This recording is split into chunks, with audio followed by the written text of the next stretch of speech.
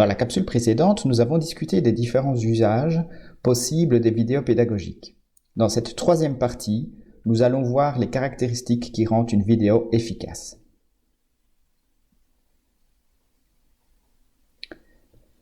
Mayer a énoncé 10 principes à respecter lors de l'intégration de différents éléments médiatiques. Pour le développement de présentations support à l'apprentissage comme des PowerPoint ou des vidéos.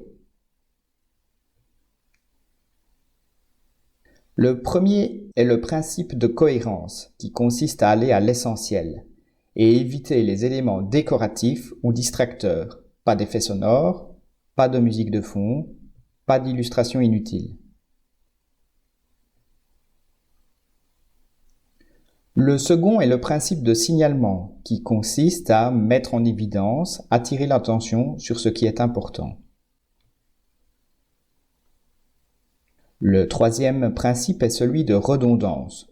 Plutôt que de donner à lire un texte, réplique de la narration, utilisez des mots-clés ou un schéma qui la renforce ou la complète.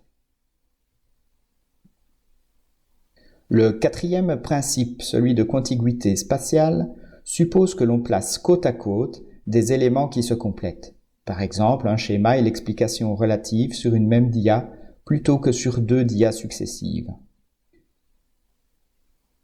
Le cinquième principe, celui de contiguïté temporelle, consiste à faire coïncider les éléments graphiques avec la narration.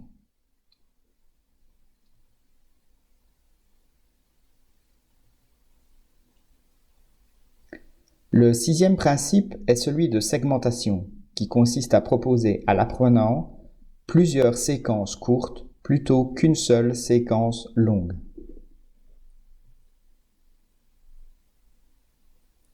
Le septième principe, celui de pré-entraînement, consiste à préparer l'apprenant à la séquence en réalisant un questionnaire, un brainstorming ou en l'invitant simplement à mobiliser ce qu'il connaît de la matière avant de l'aborder. Le huitième principe est celui de modalité, qui invite à éviter la saturation visuelle en commentant oralement un schéma plutôt que par un texte affiché.